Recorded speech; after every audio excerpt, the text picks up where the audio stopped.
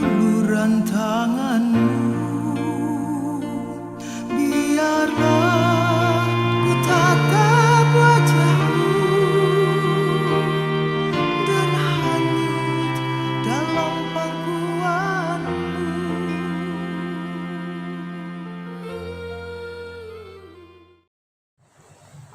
Shalom, damai di hati.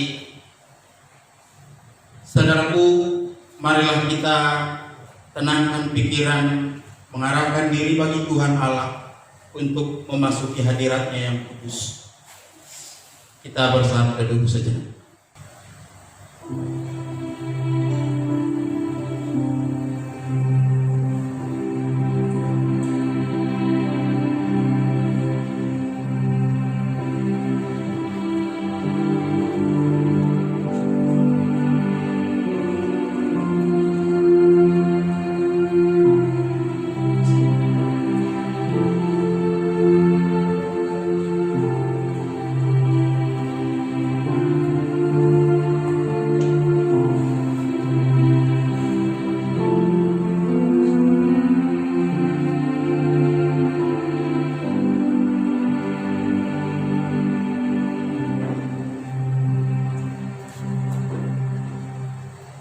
Marilah kita bangkit dan berdiri menyambut firman Tuhan sambil memuji Tuhan dari nyanyian Kidung Keresahan 5 ayatnya yang pertama, bagimu Tuhan nyanyianku, dan seterusnya.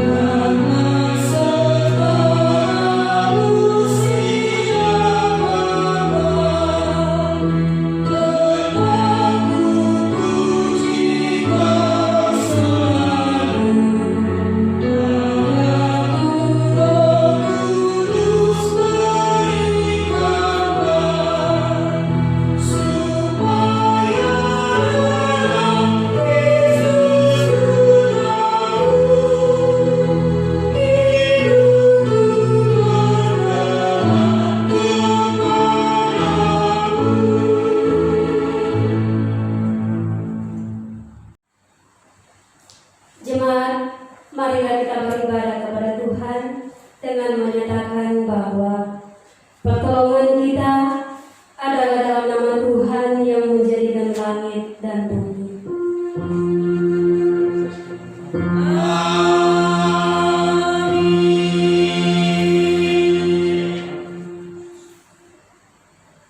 Kebaktian kita hari ini, nas pembimbing, didasarkan dari firman Tuhan dalam Matius 5 ayat 6 dan 8 yang berbunyi demikian. Berbahagialah orang yang lapar dan haus akan kebenaran, karena mereka akan dipuaskan. Berbahagialah orang yang suci hatinya, karena mereka akan melihat Allah. Amin. Kasih karunia dan damai sejahtera dari Allah Bapa kita dan dari Tuhan Yesus Kristus menyertai kita. Saudaraku, marilah kita kembali memuji Tuhan dari Kidung Keesahan nomor 5 baitnya yang kedua. Oh, tuntun aku ke putramu, dan seterusnya.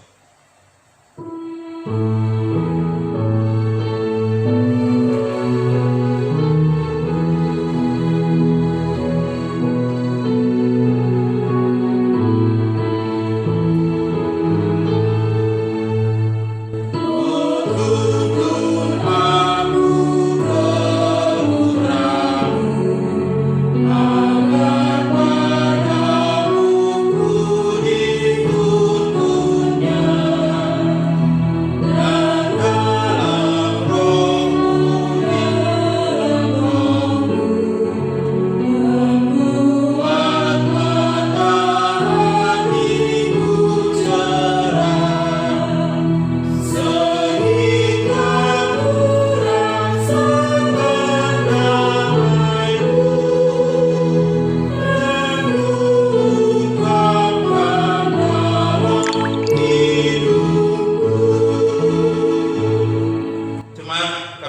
silakan duduk kembali.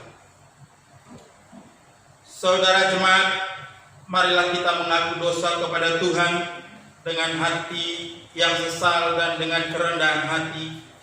Kita mengaku bersama-sama akan dosa kita.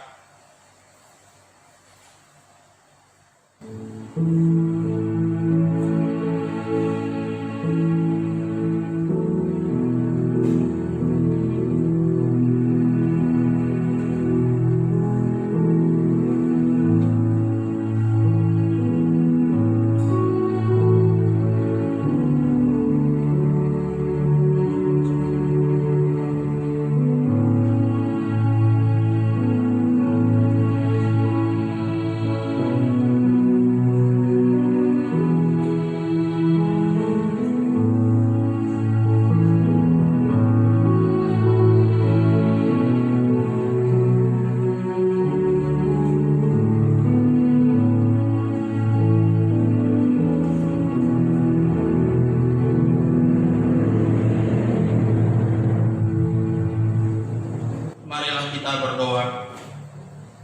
Allah Bapa di sorga, Engkau yang Maha Kudus dan penuh pengasihan, kasihanilah kami ya Allah menurut kasih setia-Mu.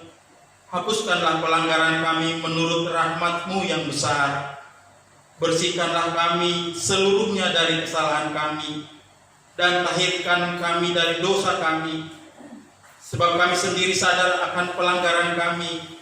Kami senantiasa bergumul dengan dosa kami. Terhadap Engkau saja kami telah berbuat dosa dan melakukan apa yang Kau anggap jahat. Supaya ternyata Engkau adil dalam keputusan-Mu, bersih dalam penghukuman-Mu.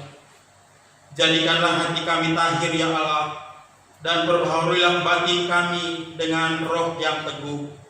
Dengarkanlah permohonan kami ini ya Allah, di dalam nama Yesus Kristus, Tuhan Allah dan Juru Selamat kami berdoa. Amin. Tuhan kasihani, Kristus kasihani, Tuhan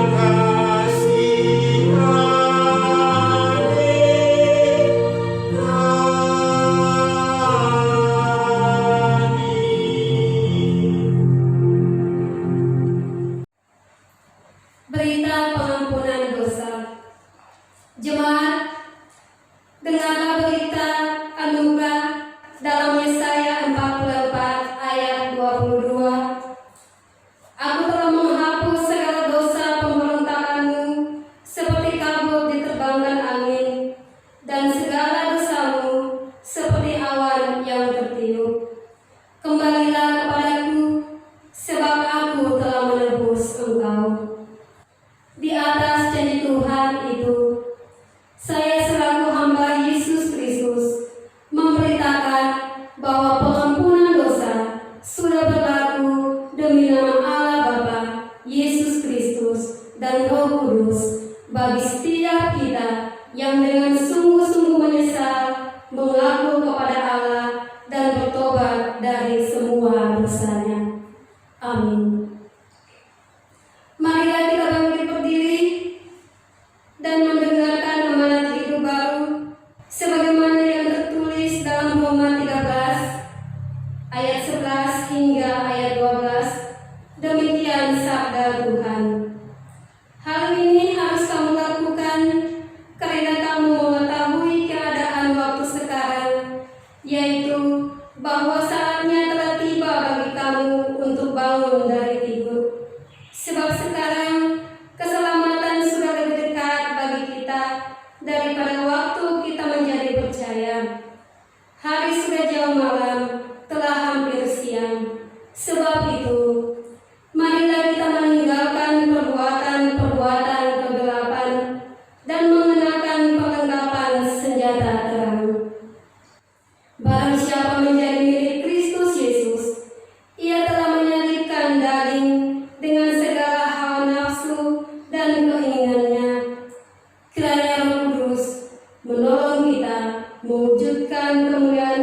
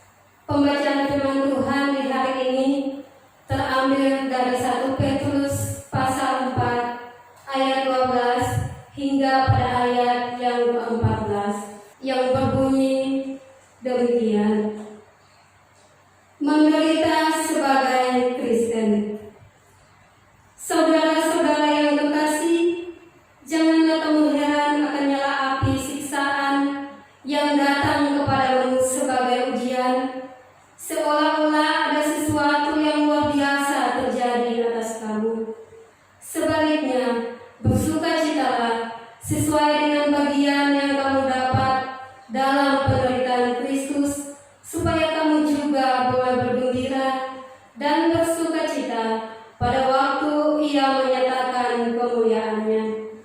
Berbahagialah kamu jika kamu dinistai karena nama Kristus, sebab roh kemuliaan, yaitu roh Allah, ada padamu. Demikianlah firman Tuhan. Dimuliakanlah Allah Bapa, Allah Anak, dan Allah Roh Kudus, ketiga yang besar. Yang berbahagia ialah mereka yang mendengarkan firman Allah dan memeliharanya. Haleluya.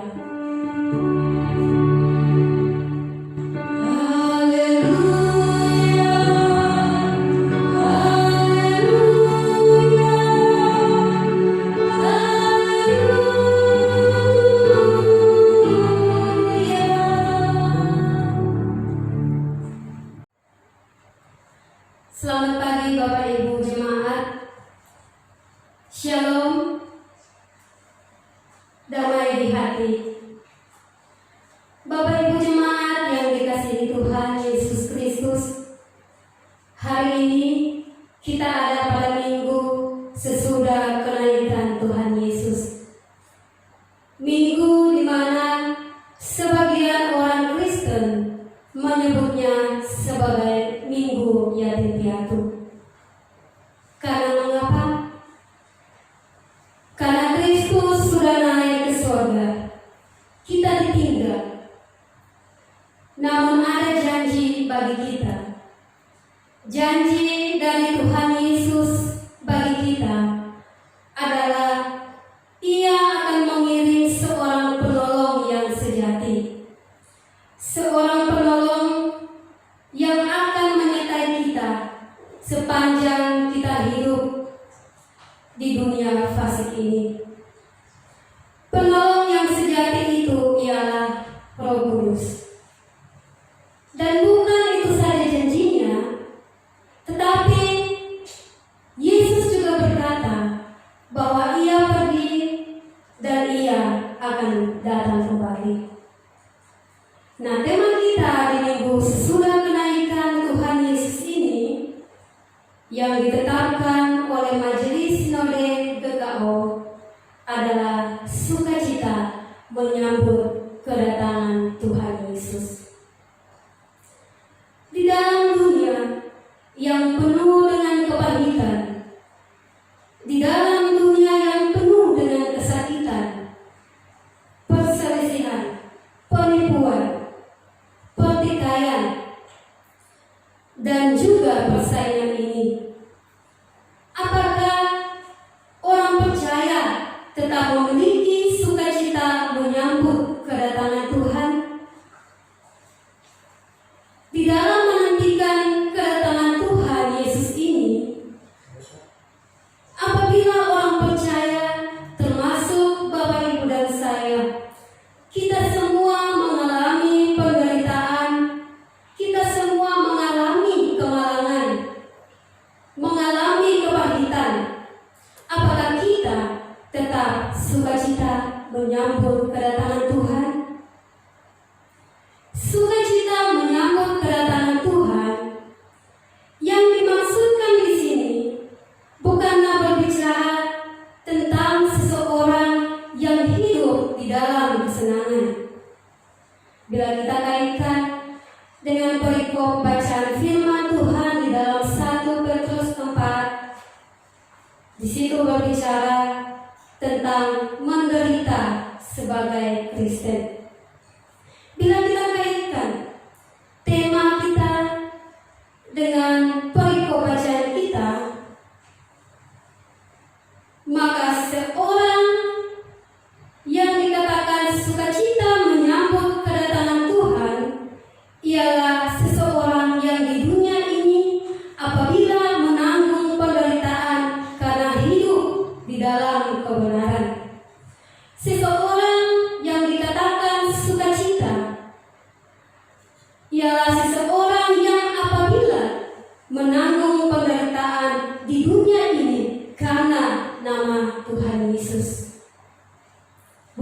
karena kebodohannya, bukan karena kesalahannya, bukan karena perbuatannya yang keji, tetapi seseorang yang dikatakan sukacita menyambut kedatangan Tuhan Yesus adalah seseorang yang jika mengalami penderitaan karena kebenaran. Nah, orang-orang Kristen yang seperti inilah yang menanggung penderitaan di dunia karena nama Yesus, karena kebenaran. Mereka inilah akan disambut oleh Tuhan Yesus sendiri. Mereka inilah pada akhirnya dikatakan sukacita karena akan berdiam bersama-sama dengan Yesus di kerajaan surga. Mereka akan ditinggikan di dalam kemuliaan bersama-sama dengan Tuhan Yesus karena mereka telah mengambil bagian atau berpartisipasi dalam penderitaan bersama Kristus. Alkitab mencatat bahwa orang yang disebut berbahagia adalah orang yang dianiaya karena kebenaran. Orang yang disebut berbahagia adalah orang yang dianiaya karena kebenaran. Mereka lah yang disebut berbahagia. Mereka lah yang mempunyai kerajaan surga dan upahnya besar di surga. Nah, bagaimana supaya orang Kristen, orang percaya termasuk Bapak, Ibu dan saya, kita tetap sukacita menyambut kedatangan Tuhan. Meskipun di dunia ini ada begitu banyak tantangan, bagaimana supaya kita tetap sukacita menyambut kedatangan Tuhan, meskipun kita ada di dalam penderitaan, meskipun kita ada dalam kepahitan. Bagaimana? Kita perlu memiliki cara pandang yang benar terhadap penderitaan itu. Bagaimana kita memandang penderitaan itu? Bagaimana saya dan Bapak Ibu memandang penderitaan yang sedang kita alami atau yang akan nanti kita alami? Bagaimana cara kita memandang penderitaan itu? Kalau Bapak Ibu dan saya, kita semua menderita, gereja menderita, bangsa menderita, jemaat menderita, berarti kita harus tahu dari mana asal penderitaan itu. Dari mana asal penderitaan itu? Apakah dari Ambon? Apakah dari Papua?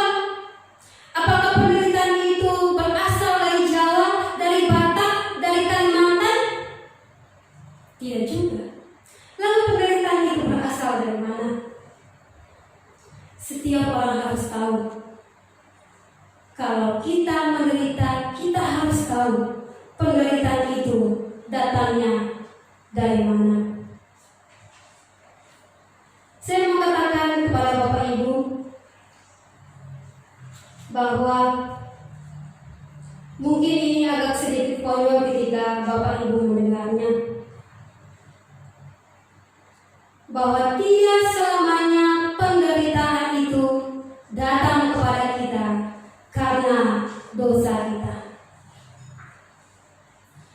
Tidak selamanya penderitaan itu datang kepada kita karena kesalahan kita, bukan karena Bapak, Ibu dan saya, karena dosa kita.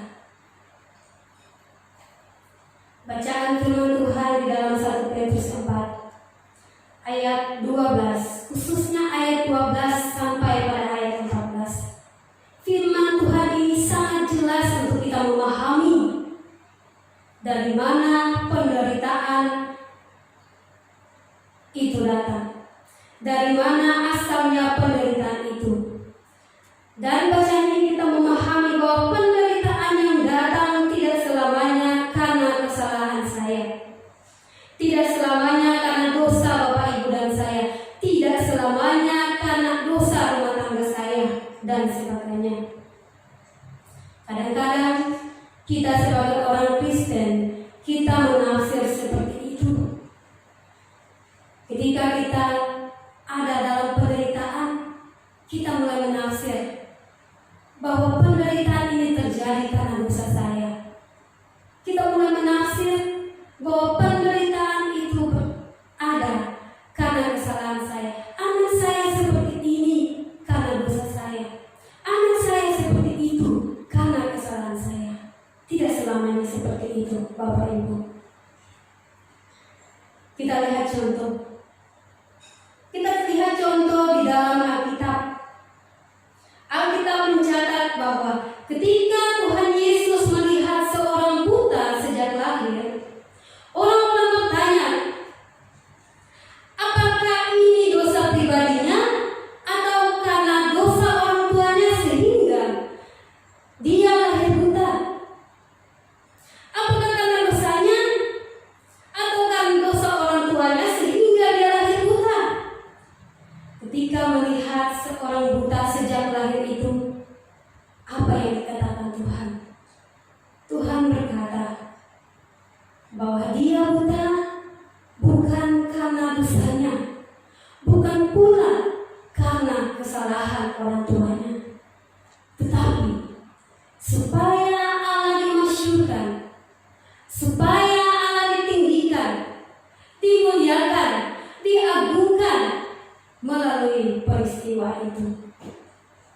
Jadi Bapak Ibu yang diberkati oleh Tuhan, janganlah kita heran ketika kehidupan Bapak Ibu, kehidupan saya, kehidupan orang Kristen seperti gaduh-gaduh. Seperti gaduh-gaduh, bukan goda-goda. Kalau goda-goda itu ceritanya lain lagi.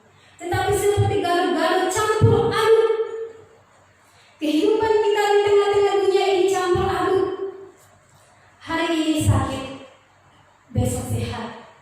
Hari ini ada uang, besok pinjam uang. Hari ini kita jaya, besok kita bangkrut.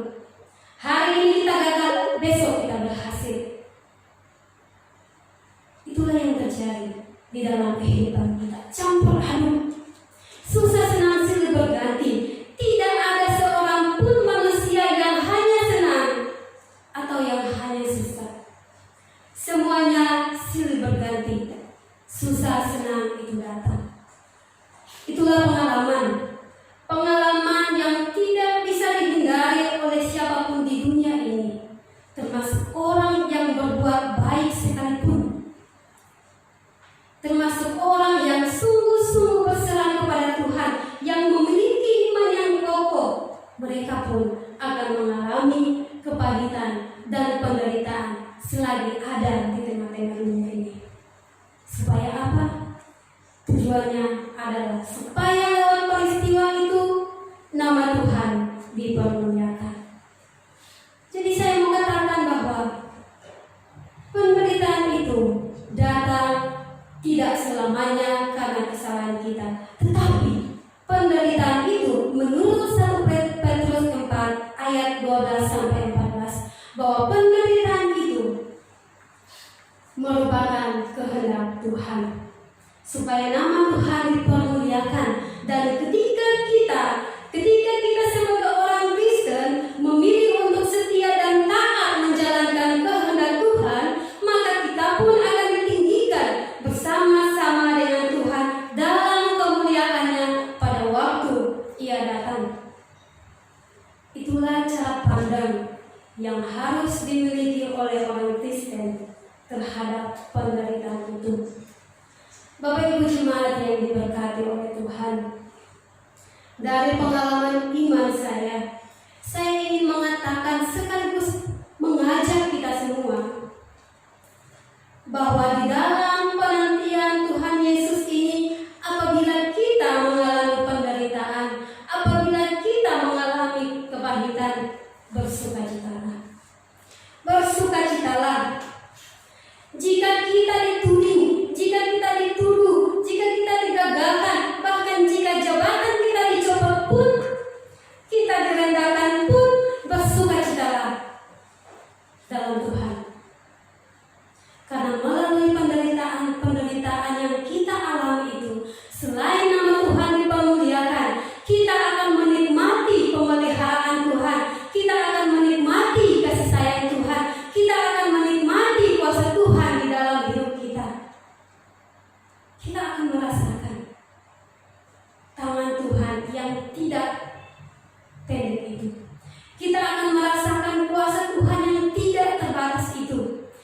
dan melalui penderitaan-penderitaan itu,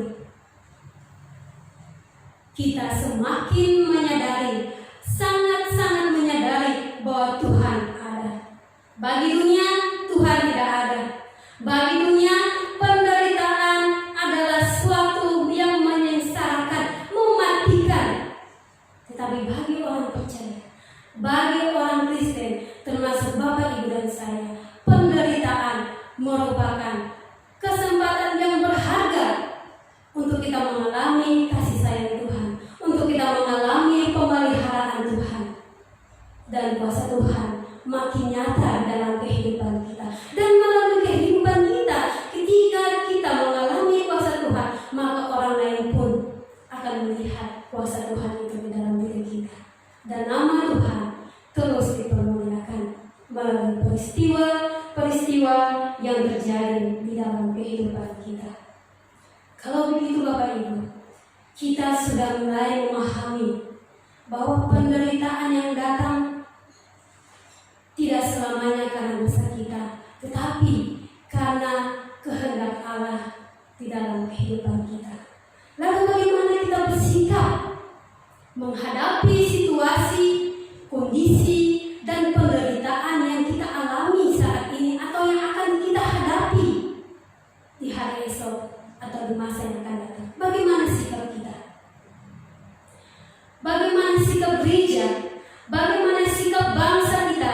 Bagaimana sikap Bapak, Ibu, dan saya dalam menghadapi penderitaan itu? Kita harus tahu, supaya ketika kita diperhadapkan dengan penderitaan itu, kita tetap bertahan di dalam kehendak Tuhan, tetap setia, tetap taat, dan tetap mengikuti Tuhan sampai selama-lamanya. Ada 3 sikap. 3 sikap yang harus kita miliki. 3 sikap yang harus gereja miliki dalam menghadapi penderitaan di tengah-tengah dunia ini. Yang pertama, janganlah heran. Jangan kita heran ketika penderitaan itu datang, kalau kita sudah memahami bahwa penderitaan itu ada karena kehendak Tuhan. Jangan kita heran dan bertanya-tanya mengapa. Jangan. Yang kedua, sikap yang kedua yang perlu kita miliki adalah jangan takut. Jangan takut. Sebab Roh Allah yang mendiami tubuh dan jiwa kita akan meneguhkan, menguatkan, dan menyertai kita sepanjang kita ada di dunia ini. Dan yang ketiga, sikap yang ketiga adalah jangan sembarangan. Orang Jawa bilang jangan sembrono. Hiduplah di dalam kebenaran. Jangan sembarangan, hiduplah di dalam kebenaran. Maka kita akan berdiam bersama-sama dengan Yesus Kristus di surga. Kiranya Tuhan menolong kita, Tuhan memberkati kita, menguatkan kita dalam menjalani hari-hari hidup kita di tengah-tengah dunia fasik ini. Amin. Shalom, damai di hati. Jemaat, marilah kita meresponi firman Tuhan dengan memuji Tuhan dari NKB 116 ayat yang kelima.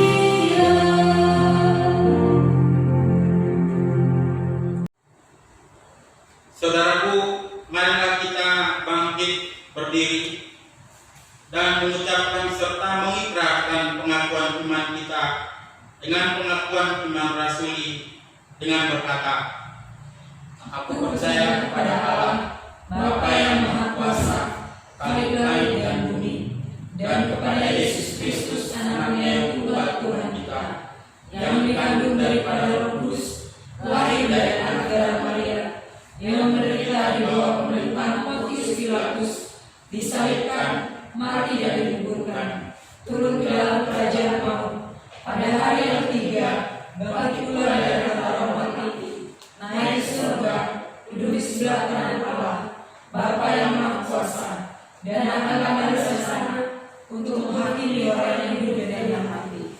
Aku percaya kepada Roh Kudus, gereja yang kudus dan am, persekutuan Roh Kudus, pengampunan dosa, kebangkitan daging, dan hidup yang kekal."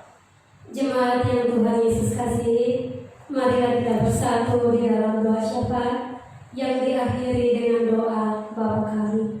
Kita berdoa.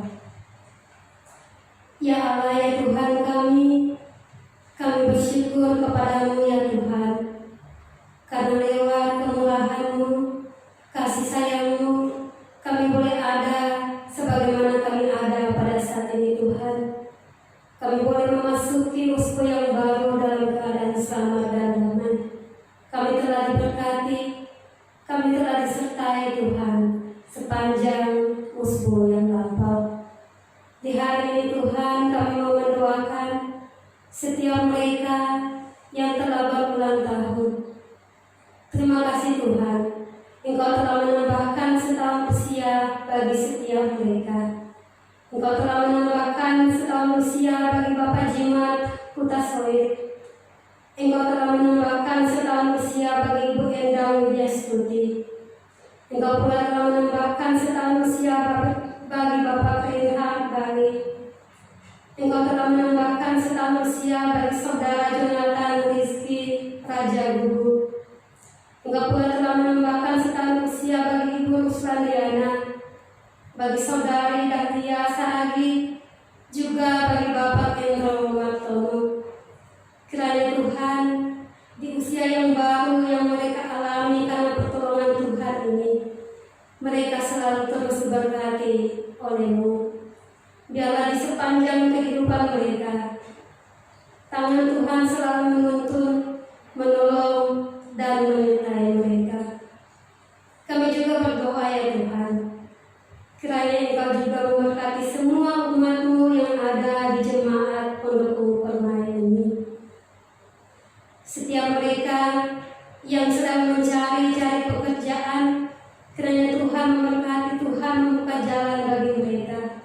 Bagi setiap rumah tangga keluarga yang sedang merindukan keturunan, Tuhan kiranya memberkati pula mereka, sehingga pemberkatan Tuhan, apa yang mereka harapkan, boleh terwujud karena tangan Tuhan yang menolong mereka.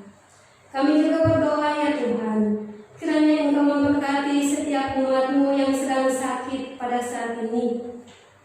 Bagi Bapak Ever Tampi, bagi Bapak Dramin Situmorang, bagi Bapak Raja Tambunan, Ibu Natalis, Ibu Serdima Purba, Ibu Basani Damani, juga Saudara Andres Sidabuta, yang pada saat ini mereka mengalami sakit. Kami mohon dengan kerendahan hati kepada-Mu ya Allah, berkenan Engkau datang, Engkau menjamah setiap tubuh dan jiwa mereka, sehingga penyakit yang melekat pada tubuh mereka boleh diangkat, boleh dipulihkan, dilalukan oleh karena kuasa Tuhan bekerja. Kami juga tidak lupa berdoa, menyerahkan seluruh hidup dan kehidupan daripada janda dan duda, daripada orang tua jompo, daripada setiap anak-anak yatim piatu. Kami percaya Tuhan, bahwa Tuhan akan memberkati mereka dan tidak pernah meninggalkan mereka. Tuhan akan memberikan kekuatan menghibur setiap mereka dalam mereka menjalani kehidupan mereka. Kami pun berdoa, biarlah Tuhan Engkau pun memberkati setiap mereka yang ada di lingkungan sekitar gereja Pondok Permai, sesama kami, lingkungan RT, lingkungan RW, setiap mereka mereka. Biarlah Tuhan memberkati sehingga kami pun boleh saling mengasihi, saling menerima satu dengan yang lain, sehingga kami boleh hidup rukun, saling menjaga, dan ada dalam kedamaian. Kami juga berdoa ya Tuhan, menyerahkan majelis Sinode GKO. Biarlah Tuhan memberkati mereka dengan setiap tugas tanggung jawab yang ada di pundak mereka masing-masing. Tuhan pula memberkati pengadaan sarana prasarana untuk membangun kantor Sinode. Biarlah segala upaya, segala program yang mereka programkan, semuanya diberkati oleh Tuhan, sehingga melalui pemberkatan Tuhan, apa yang mereka harapkan, khususnya membangun kantor Sinode, boleh terwujud karena pertolongan Tuhan. Kami berdoa ya Tuhan, Engkau memberkati majelis jemaat GKO Pondok Upermai. Tuhan memberkati gembala sidang, Tuhan memberkati setiap para penatua, Tuhan pula memberkati setiap pengurus komisi-komisi kategorial. Biarlah mereka diberkati Tuhan, sehingga mereka pun melaksanakan tugas tanggung jawab pelayanan mereka dengan penuh sukacita. Berkati pula keluarga-keluarga mereka ya Allah, masa depan mereka, pekerjaan mereka yang telah mereka tekuni sampai pada saat ini. Kami juga berdoa ya Tuhan, berkenan Engkau memberkati pos pelayanan GKO Sungai Mawang di Kalimantan Barat. Biarlah melalui pos pelayanan GKO Sungai Mawang, nama Tuhan dipermuliakan. Kami pun bersyukur Tuhan, kami boleh memiliki rumah tempat kami beribadah. Terima kasih Tuhan, karena Engkau baik bagi kami. Jadikanlah kami sebagai rumah doa, jadikanlah gereja kami sebagai rumah doa, dan tolonglah kami sehingga kami tetap memuliakan nama Tuhan, memuji nama Tuhan, dan semangat untuk beribadah di gereja ini Tuhan. Kami juga berdoa ya Bapa dalam kerajaan surga, memohon kiranya Engkau memberkati umat-Mu ini secara keseluruhan dengan pekerjaan-pekerjaan mereka masing-masing, usaha-usaha mereka, pergumulan-pergumulan mereka, karya mereka, masa depan anak-anak di dalam jemaat ini, bahkan pertumbuhan-perkembangan anak-anak di jemaat ini Tuhan. Engkau memberkati senantiasa. Kami berdoa Tuhan, Engkau pun memberkati bangsa dan negara kami, di mana sampai pada saat ini bangsa dan negara kami mengalami kesulitan karena terpapar virus corona. Kasihanilah kami ya Tuhan, kasihanilah bangsa dan negara kami, dan berkatilah kami, sehingga pada waktu Tuhan, virus ini boleh dilakukan oleh Tuhan sendiri. Inilah yang menjadi doa-doa kami, permohonan kami bawa dan kami pertaruhkan hanya di dalam nama Tuhan Yesus Kristus yang telah mengajarkan kami berdoa demikian. Bapa kami di sorga, dikuduskanlah nama-Mu, datanglah kerajaan-Mu, jadilah kehendak-Mu di bumi seperti di sorga. Berikanlah kami pada hari ini makanan kami yang secukupnya, dan ampunilah kami akan kesalahan kami, seperti kami juga mengampuni orang yang bersalah kepada kami. Dan janganlah membawa kami ke dalam pencobaan, tetapi lepaskanlah kami daripada yang jahat, karena Engkaulah yang mempunyai kerajaan dan kuasa dan kemuliaan sampai selama-lamanya. Amin. Saudara-saudara jemaat, marilah kita memberi persembahan sebagai syukur kepada Tuhan sambil mengingat kata Alkitab dalam Roma 12 ayat yang pertama. Demikian bunyi firman Tuhan. Karena itu saudara-saudara, demi kemurahan Allah, aku menasihatkan kamu supaya kamu mempersembahkan tubuhmu sebagai persembahan yang hidup, yang kudus dan yang berkenan kepada Allah. Itu adalah ibadahmu yang sejati. Sementara itu kita memuji Tuhan dari nyanyian Kidung Keesaan 466, baitnya yang pertama, syukur kepadamu ya Allah.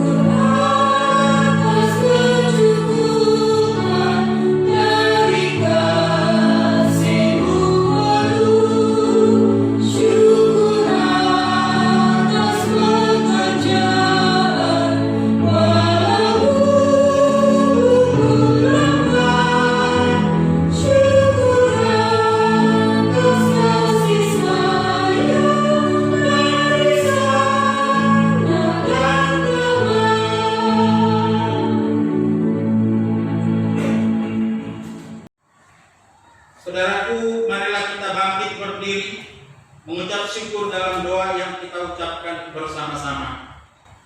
Ya Tuhan, terimalah persembahan syukur kami ini, yaitu dari umat yang telah Tuhan selamatkan. Jadikanlah persembahan syukur ini menjadi suatu berkat bagi pelayanan kasih dan keadilan. Amin. Jemaat, pulanglah dengan sejahtera dalam kehidupan sehari-hari dan lakukanlah firman Tuhan yang telah kita dengar. Sebagai nyanyian pengutusan, kita memuji Tuhan dari nyanyian Kidung Keesaan 752, bait pertama, Tuhan mengutus kita.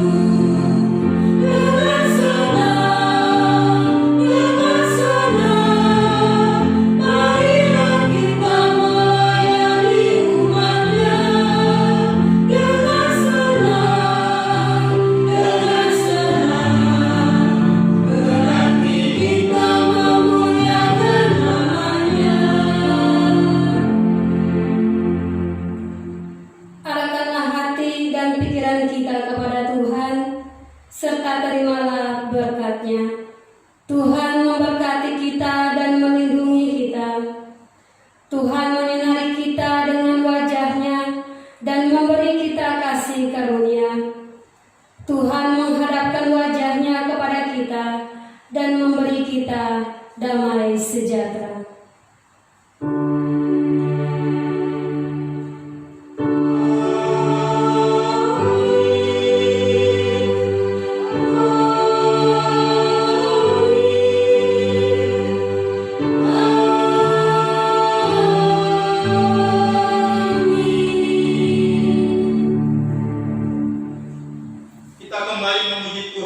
Dari nyanyian Kidung Keesaan 752, baitnya yang kelima, Tuhan mengutus kita ke dalam dunia.